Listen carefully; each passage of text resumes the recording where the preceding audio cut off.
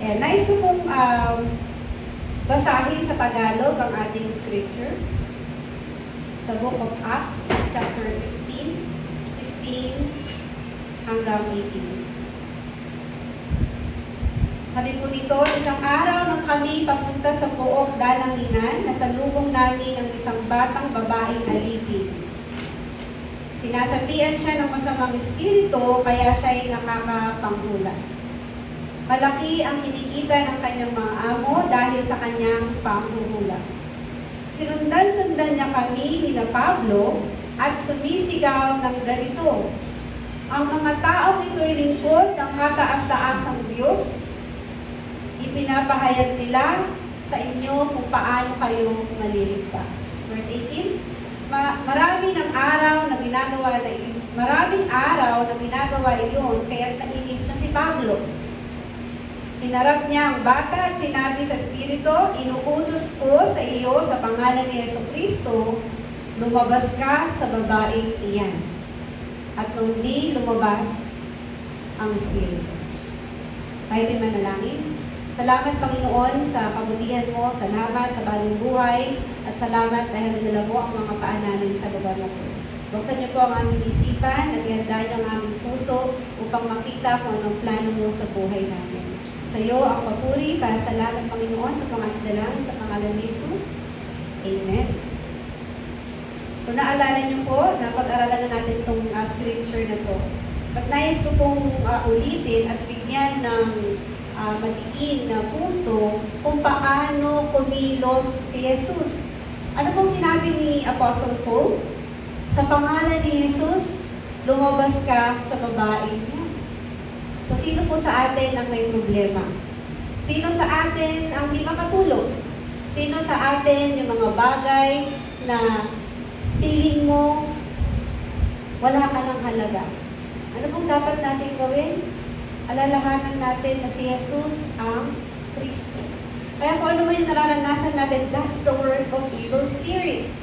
Because we are now children of God, tayo na po ay may authority to cast out, to resist the work of Satan. Kaya po yung kahirapan, yung kalungkutan, gawa po ni Satanas yan. Kasi yan po ang ayaw na ayaw ni Satanas, yung maging masaya ka, maging kumpleto yung pamilya mo. Kaya po ano sabi ni Pablo? Nainis na siya. Kasi even the bad spirit or evil spirit, they know Jesus Christ. Alam din ni Satanas kung paano pinapahayag nila Pablo ang patungkol kay Jesus. Kaya ano ginawa ni Pablo? In the name of Jesus, left, no? Umalis ka dyan sa babaeng iyan. And then immediately, the evil spirit left her. Ganun din po sa buhay natin. I-cast out natin. In the name of Jesus. Yung problema ko, alisin mo to. Gawa ni Satanas, alisin mo to. Kaya po nais kong ibahagi ang ating mensahe, pamagat na prayer heals.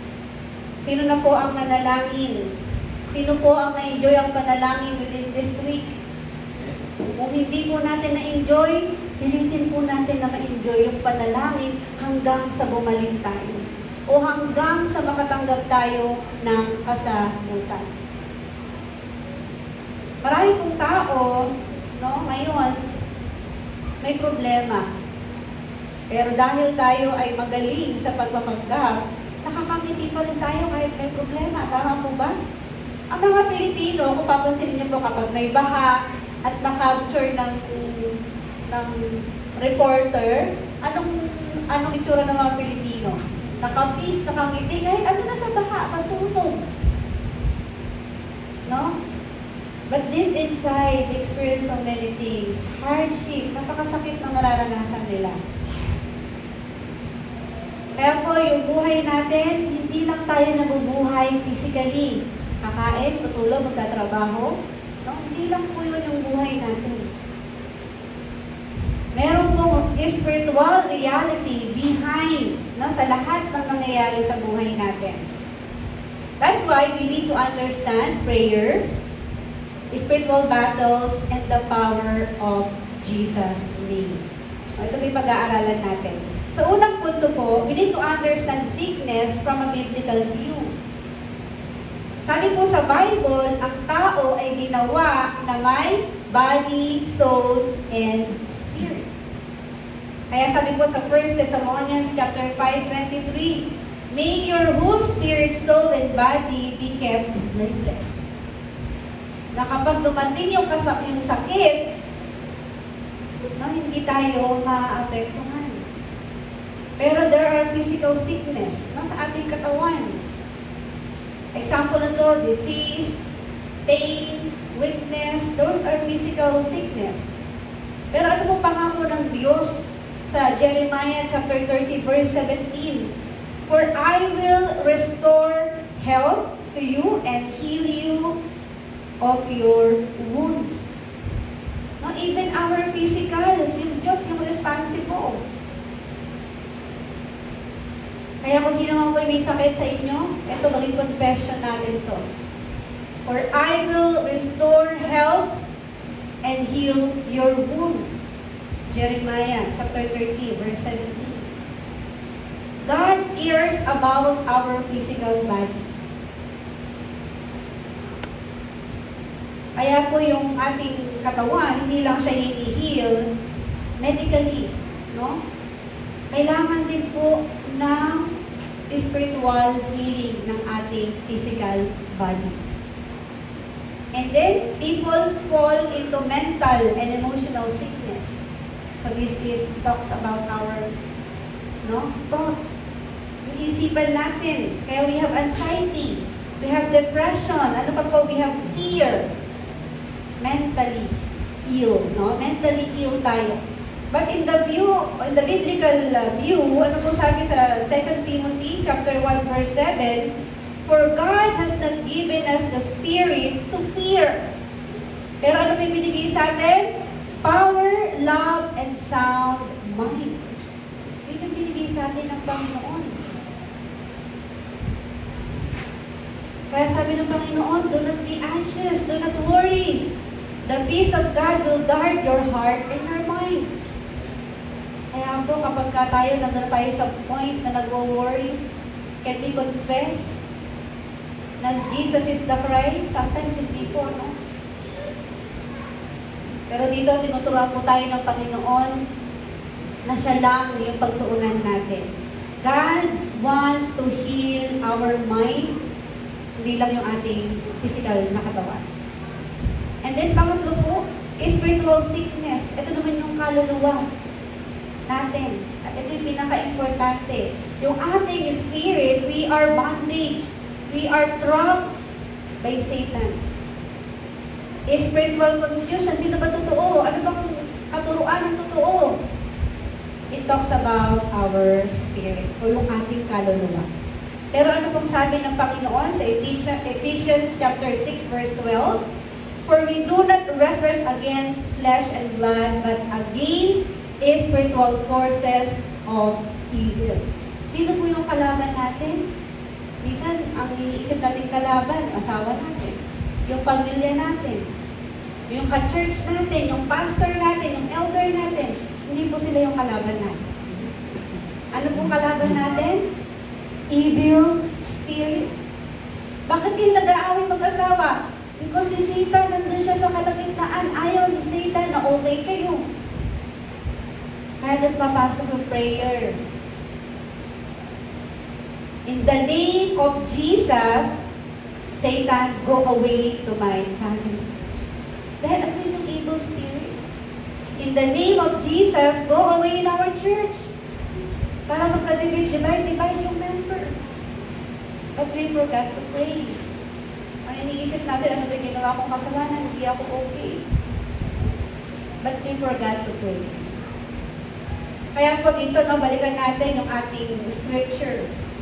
Yung isang batang babae, it looked normal. Na para lang siyang normal na babae. She also spoke the truth. Pero she is spiritually bound. Ano ba ibig sabihin nun? Spiritually, kinokontrol siya ni Satan. Kaya po, hindi lahat ng battle is all about physical. Some are spiritual battle. Kahit awayin natin ng awayin, yung asawa natin o yung kapatid natin, wala mo mangyayari, lalong lalala. Kaya we need spiritual battle. Kailangan natin ang pakikibaka spiritual. Kasi kahit anong gawin mo, walang solusyon. Pero ano lang ang isang solusyon? Ano po yung isang solusyon natin? Si Jesus ang Kristo. Solusyon sa lahat ng aking problema. Yan po yung pinaka-importanting salita na nakakalimutan natin. Kaya kung di ka mag-pray, hindi ka makapag-pray, yun lang, balik ulit tayo sa basic. That Jesus is the Christ. Pangalawang punto natin, paano nakapasok yung sakit na ganito? Ano yung proseso? Na weakness open doors. When we is spiritually weak, ano mangyayari sa atin? We cannot pray. Na-experience ko po yan. I cannot pray because I'm so weak. Hindi ako makapag-meditate ng Word of God because I'm so weak. Ayoko na mag-church kasi I'm so weak. Then nakita ko, Satan is working sa buhay ko. Inisip ko, kung hindi ako magpapatuloy, si Satan yung magpapatuloy sa akin. Kasi ganun lang po yun eh. Church or outside the church. God or Satan. Dalawa lang yung choices po natin. Dalawa lang. Walang gitna. Sabi ko sa Panginoon, Lord, sorry. No? Nag-sorry ako sa Panginoon kasi nagpadaya ako kay Satanas. So sometimes, dumarating tayo sa kahinaan natin. At maraming door yung nag-open. Door ng unbelief, door ng conflict, door ng problem. Kaya ano kung dapat natin gawin? We need to go back to God again. Right away, balik agad sa Diyos. Okay lang umiyak. No, okay lang makaranas ng sakit, ng nasaktan ka. Pero after ng pag-iyak, balik tayo sa Diyos ulit. Kasi mas malala pag tayo kung bumalik sa Diyos. Akala mo, magiging normal lang buhay mo. No, may nagtanong po, bakit po simula nung nakakilala ako sa Diyos, mas lalo hirap yung buhay ko? Marami po ganyan, no? Maraming ganyan. Kasi po nakikita na natin nakikita na natin yung kalagayan. At sinusubok tayo ng Diyos kung hanggang saan tayo magtitiwala sa Kanya. So, nung time po na ako'y hinang-hina, sabi ko, Lord, sa'yo lang ako magtitiwala. Then siya rin yung nag-restore ng kalakasan ko. Hindi po dahil wala tayong pera, hindi yung dahil hindi tayo nakakakain ng masarap, hindi po yun yung problema. Ang problema yung nasa ating kalooban, na malungkot tayo. Kasi po kahit ano lang yung nasa hapag natin, kung masaya ang ating kalooban, masaya tayo kahit ano kinakain natin. Tama po ba? Masarap yung kinakain natin, pero yung kalooban natin, punong-puno ng paghihirap, hindi mo malasahan yung masarap na pagkain. Kapag may problema ka, kasi ang sarap, no, na in-invite ka sa isang party, pero may problema ka, hindi mo malasahan yung pagkain. At yun yung sinusolusyonan ng Lord, yung nasa kalooban natin. Hindi kung paano gaginhawa yung buhay natin. Kasi kung ano po yung nasa loob natin, it will come out in the outside. Patuloy po tayo. 1 Peter chapter 5, verse 8, be alert, your enemy and the devil prowls around, looking for someone, looking for a heart of believer. Kaya si Satan, nandito siya. Tinitignan niya, huwag kang makinig. Huwag kang magtiwala. Matulog ka. Yan yung gawain ni Satanas. But because we are children of God, di na tayo kayang sirain. Pero kaya na tayong linlangin. Kaya we need to resist Satan. Kailangan kalabanin natin siya. Or else, kukontrolin niya tayo. Ano bang sabi sa Matthew chapter 26, 41? Watch and pray so that you will not fall into temptation. There are so many temptations. Para huwag kang mag-church. Para huwag kang mag-pray. No? Isa na doon yung social media. Sabi ni Reverend Joel, Friday, I believe, yung prayer meeting. Kaya natin gugulin yung 4 hours sa social media. Tama po? Or whole day sa social media. Pero yung 3 minutes sa panalangin, hindi natin maibigay sa Diyos. No? Kaya sinusubok talaga tayo. Sinusubok kung paano tayo magtitiwala sa Diyos. Pero sabi ito, watch and pray para hindi tayo ma-fall into temptation.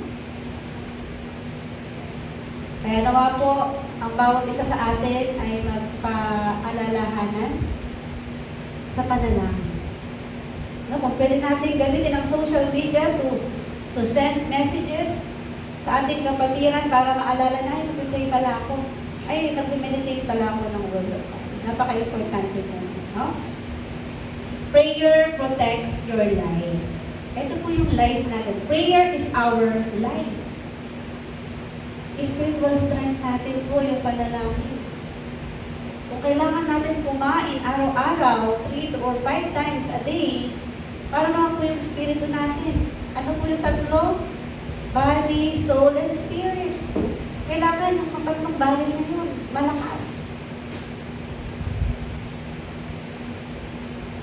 The connection of mind and body and spirit, no? Basahin po natin. Proverbs chapter 4:23, guard your heart, where everything you do flows from it. No, guard our heart. Proverbs chapter 17:22, a cheerful heart is a good medicine. Kaya piliin po natin maging masaya. Kahit anong sitwasyon. Lagi pong dalawa lang yung choices natin. Masaya, malungkot. So, pili po tayo doon. Kaya napaka-importante na tayo po ay nakikinig ng salita ng Diyos para tayo po ay ma-remind. Okay po. No? Okay, Lord, ito pala yung dapat mong gawin. What happened inside you eventually show outside. Ito yung sinasabi ko kanina. Kung ano yung nararamdaman mo, kung ano yung laman ng puso mo, ito yung lalabas sa'yo. Kung puro galit, galit din ang lalabas. Kung joy, joy din yung lalabas. Kaya kung ano yung nilalagay natin sa isip at puso natin, ito yung lalabas. Kaya kailangan natin ng panalangin. Lord, naiinis ako, hindi ko na kaya to. Masabog na ako. May time na ganyan po, no? Umukulo yung dugo ko sa kanya pag nakikita ko siya. Sabi ko, guard our heart. Lord, alisin mo yung nararamdaman ko. Lord, ayaw ko tong pakaramdam na to, alisin niyo po ito. Simple prayer, but powerful. In the name of Jesus, Lord, ayaw ko tong nararamdaman ko. In the name of Jesus, alisin mo yung galit sa puso ko. Without faith, life breaks down. Kung hindi tayo magtitiwala, kung wala tayong pananampalataya, yung buhay natin, walang saysay.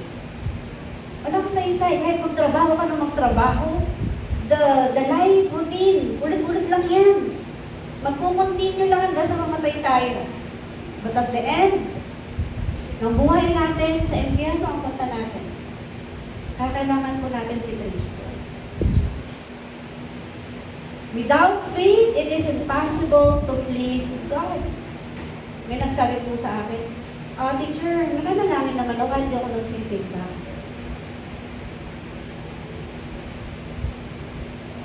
Nakakapagbasa po ako paminsan-minsan.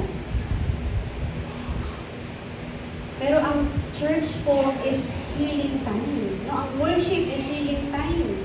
Parang sa school, kung gusto nating matuto, papasok tayo. Tama po? Ganon din spiritually, kung gusto nating matuto, aatin tayo ng worship. Tapos, iba pa yung pag-aaral mo sa bahay. Yung assignment. Katulad to, dahil itong verses, no, na meron tayo. Pwede nyo pong aralin yan sa bahay. Basa-basahin. Proverbs chapter 12, verse 25, anxiety weigh down the heart. Yung worries, yung problem na dinadamdam natin, kapalit niyang breakdown. Ayoko na, hindi ko na kaya. Kapag po mahina ang ating pananampalataya, papasok o lalakas yung takot, yung kasalanan, yung gumawa ng di maganda, yun yung kapalit kapag humina ang ating pananampalataya. Kaya palakasin po natin ang ating pananampalataya kay Jesus sa pamamagitan ng panalangin. Manalangin po tayo. Pangatlo po, the spiritual battle. Balik po tayo sa ating scripture. Yung batang babae na inaalihan ng masamang espiritu, sunod ng sunod kila Pablo. Nainis na si Pablo, no? Kaya ang sinabi ni Pablo, evil spirit, umalis ka sa babae niya. Tama yung sinasabi ng bata. Pero mali yung espiritu na kumukontrol sa kanya. Kaya wala natin kalilimutan, no? Yung sinabi ni Paul sa verse 18 ng chapter 16. In the name of Jesus, I command, get out of her. Or come out of her. Ganon din po sa atin.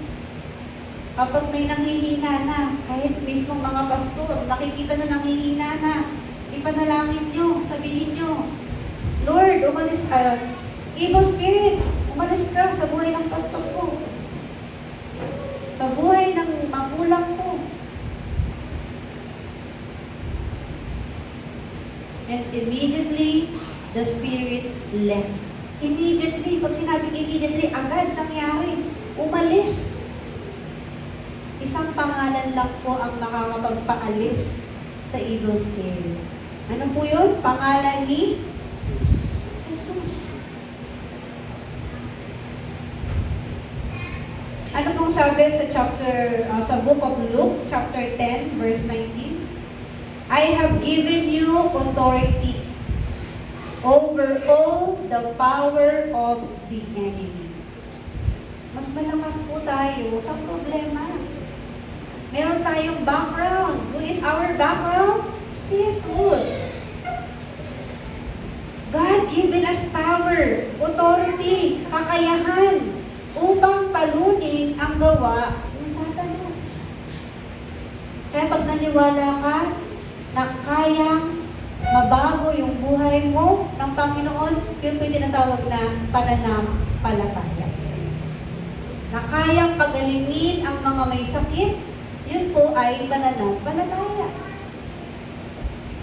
Mark chapter 1 verse 27, He commands even the unclean spirit and they obey Him. Sabi ko po kanina, even the evil spirit know Jesus. Pero nung pinaalis siya, sumunod din ang evil spirit kasi wala siyang power sa Panginoon. The name of Jesus has authority over darkness. Ano po yung darkness natin? Isa-isahin niyo po, isulat niyo. Yung darkness ko ito. And then pray. Start to pray. Binigay na po ng Panginoon yung healing. Provided na yung healing. Kaya tanggapin natin sa pamamagitan ng ating pananampalataya. Maniwala. Sunod po, this authority is for believers. Ayan. Linawin po natin, no? Yung sinasabi sa Biblia na authority ay ibinigay lang sa mga anak ng Diyos. Hindi sa lahat. Ano pong sabi sa John 1:12? To all who received Him, He gave the right to become children of God. Siyempre, pag anak mo, special sa'yo. Tama po ba? Kaya special tayo sa Diyos at tayo lang yung binigyan ng authority. Mark 16:17, these signs will follow those who believe. Those who believe. Naniniwala po ba tayo? Magsabi nga po ng malakas na amen. Amen. Kaya po yung power, yung authority, hindi lang siya binigay sa pastor kasi siya yung nagbabahagi, hindi po. This is for everyone who believe. Kaya kung akala mo, nagkamali ba ako? Ba't dati okay na may buhay ko? Nung nagsimula naman ako magsimbo, ba't nagka-leche-leche na? Naging leche plan na? No? Minsan gano'n.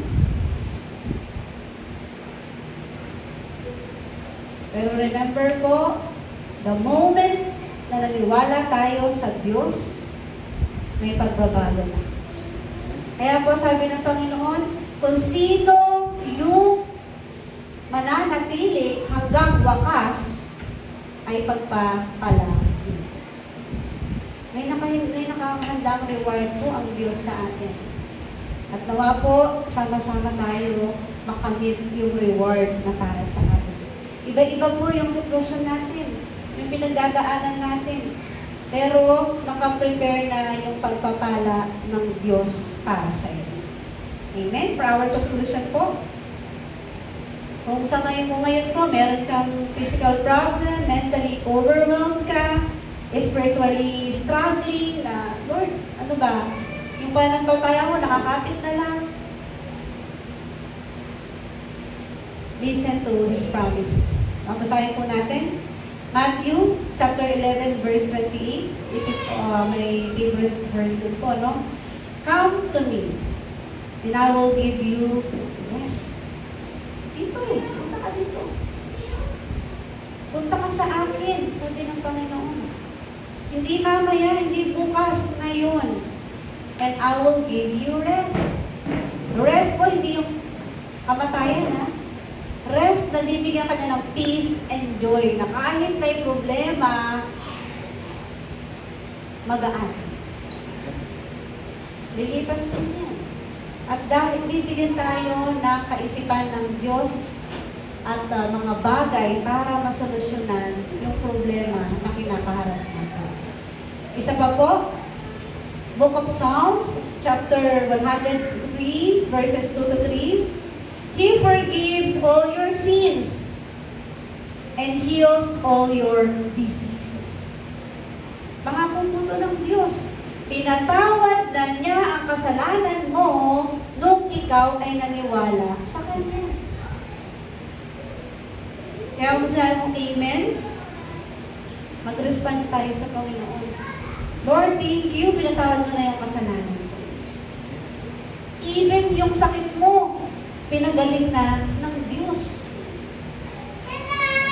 Kaso ganito tayo no? Wait lang Lord, dito pa yung nararamdaman ko Yung pananampalataya ko, wala nang doubt, wala nang pangamba na hindi mangyayari yun, basta maniwala ka.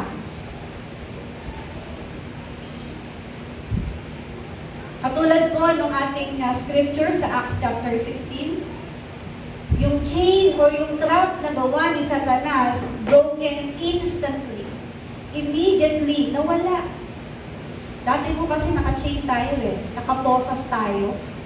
Posas ng problema, posas ng away, conflict, no? But, because we believe in Jesus, wala na po, nakalaya tayo. Mayroon tayong freedom instantly, agad-agad, when you believe.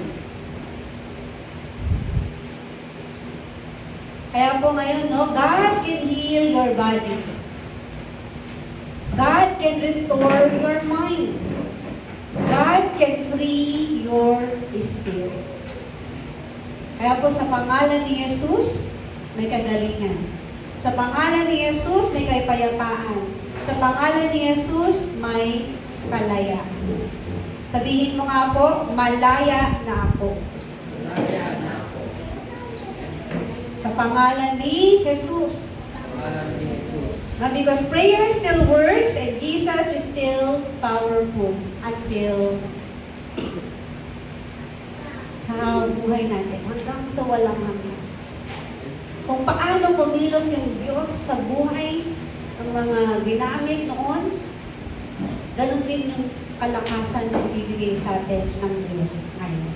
Pinagpapala ko po kayo sa pangalan ni Jesus, nawa po maranasan natin yung tunay na kagalingan sa pamamagitan ng panalangin.